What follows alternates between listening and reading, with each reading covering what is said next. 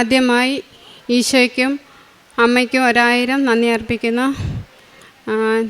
ഞാൻ മേരി ശോഭ, കേരളപുരം, കൊല്ലം ജില്ലയിലെ കേരളപുരം ഇടവകയിൽ നിന്ന് വരുന്നു.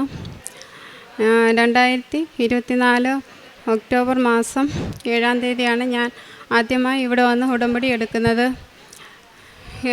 ഉടമ്പടി നിയോഗങ്ങളിൽ എനിക്ക് 7 വർഷമായി ഞങ്ങളുടെ വീട് പണി മുടങ്ങി കിടക്കുമായിരുന്നു. ഞങ്ങളുടെ കഴിവിലോ ആശ്രയിച്ചിട്ട് വീട് പണി പൂർത്തിയാകുന്നില്ലായിരുന്നു. ഞാൻ ഇവിടെ വന്ന് ഉടമ്പടി എടുത്ത് അമ്മയോട് പ്രാർത്ഥിച്ചു.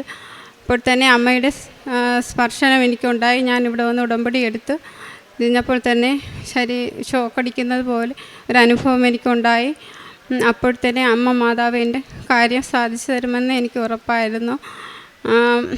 ഈ ഡിസംബർ 21-ാം തീയതി ഞങ്ങളുടെ വീട് പണി പൂർത്തിയായി വെഞ്ചരിച്ച് താമസിക്കുവാൻ ഇടയായി.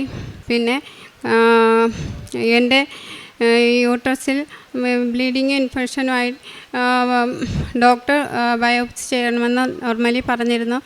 അങ്ങനെ ഞാൻ അമ്മ മാതാവിനോട് പ്രാർത്ഥിച്ചിരുന്നു. നേർച്ച വസ്തുക്കളായ ഉടമ്പടി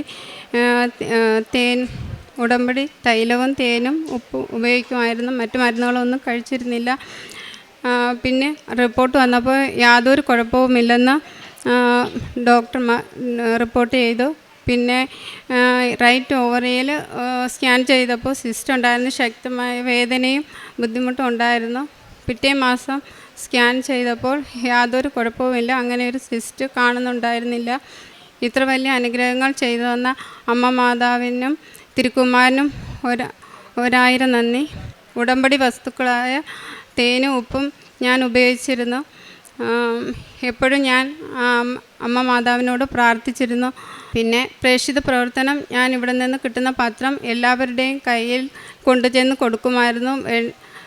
ആവശ്യമില്ലാത്തവരുടെ കയ്യിൽ കൊടുക്കത്തില്ല. വേണമെന്ന് തോന്നുന്നവരുടെ കയ്യിൽ മാത്രം എത്തിച്ചു കൊടുക്കുമായിരുന്നു. പിന്നെ കാരുണ്യപ്രവൃത്തികൾ അഗതി മന്ദിരത്തിൽ എന്നെ പറ്റുന്ന സഹായം ചെയ്യും. എൻ്റെ മുൻപിൽ എത്തുന്ന സഹായം അർപ്പിക്കുന്ന എല്ലാവർക്കും എന്നാലാവുന്ന സഹായം ചെയ്തു കൊടുക്കും.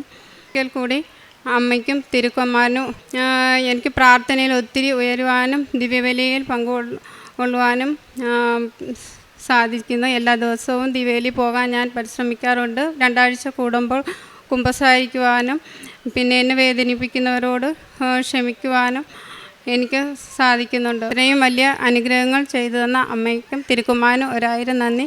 ഇനിയും ഉടമ്പടിയുടെ സ്ഥിര സാക്ഷിയായി ഉയർത്തണമെന്ന് അമ്മ മാതാവിനോട് പ്രാർത്ഥിക്കുന്നു. കർത്താവേ, എന്നെ സുഖപ്പെടുത്തണമേ, അപ്പോൾ ഞാൻ സൗഖ്യമുള്ളവനാകും.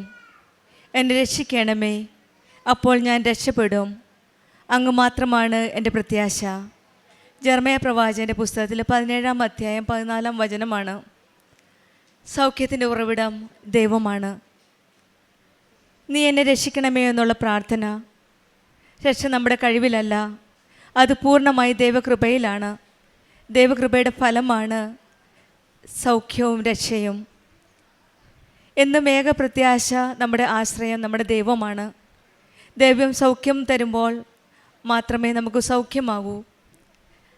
നമ്മളിൽ പലരും പരിശുദ്ധ അമ്മ ജീവനോടെ പ്രത്യക്ഷപ്പെട്ട ഈ ആലയത്തിൽ വന്ന് പ്രാർത്ഥിക്കുമ്പോൾ നമ്മുടെ കണ്ണീര് തുടയ്ക്കാൻ ഈശോ നമ്മുടെ കൂടെയുണ്ട്. പരിശുദ്ധ അമ്മയുണ്ട് നമ്മളെ സംരക്ഷിക്കാൻ. ആ വിശ്വാസത്തോടെയാണ് നമ്മളിൽ പലരും ഇവിടെ വന്ന് കണ്ണീരൊഴുക്കി വേദനയോടെ പ്രാർത്ഥിക്കുന്നത്. ആ പ്രാർത്ഥനയാണ് പരിശുദ്ധ അമ്മ ഈശോയുടെ അരികിലേക്ക് കൊണ്ടുപോകുന്നത്.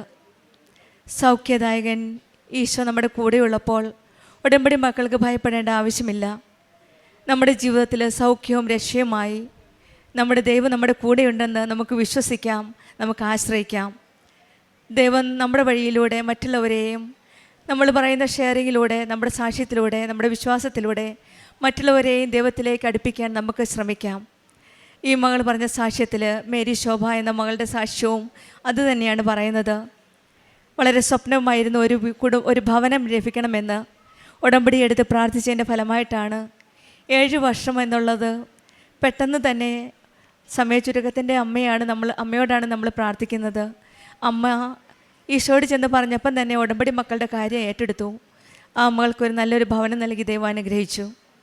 പിന്നീടുണ്ടായിരുന്ന ഓവറിയിൽ ഒരു സ്കാൻ ചെയ്തപ്പോൾ കണ്ട മുഴ, അതും വളരെ ഭയപ്പെട്ടിരുന്നു ആ സ്കാൻ്റെ റിപ്പോർട്ട് വരാനായിട്ട്. അതും പൂർണ്ണമായിട്ട് സുഖപ്പെട്ടു. മുഴ പിന്നീട് അത് കണ്ടില്ല. പിന്നെ ക്യാൻസർ ഉണ്ടോ എന്ന് യൂട്രസിൽ സംശയിച്ചു. പിന്നെയും ബയോപ്സിക്ക് ചെയ്തപ്പോൾ യാതൊരു കുഴപ്പവുമില്ല. നേർച്ച വസ്തുക്കളായ ഉപ്പും തൈലവുമാണ് ഇവർ വിശ്വാസ പ്രമാണം ചൊല്ലി ഉപയോഗിച്ചത്. ഇതാണ് നമ്മൾ പറഞ്ഞ സൗഖ്യദായകൻ. സൗഖ്യപ്പെടുത്തുന്ന സൗഖ്യദായകനാണ് നമ്മുടെ കൂടെയുള്ളത്. നമുക്കൊന്നും ഭയപ്പെടേണ്ട ആവശ്യമില്ല. നമുക്ക് അസാധ്യമാണെന്ന് തോന്നുന്നതെല്ലാം ഈശോയ്ക്ക് സാധ്യമാണ്. വിശ്വാസം മാത്രം മതി നമ്മുടെ ഭാഗത്ത് നിന്ന്.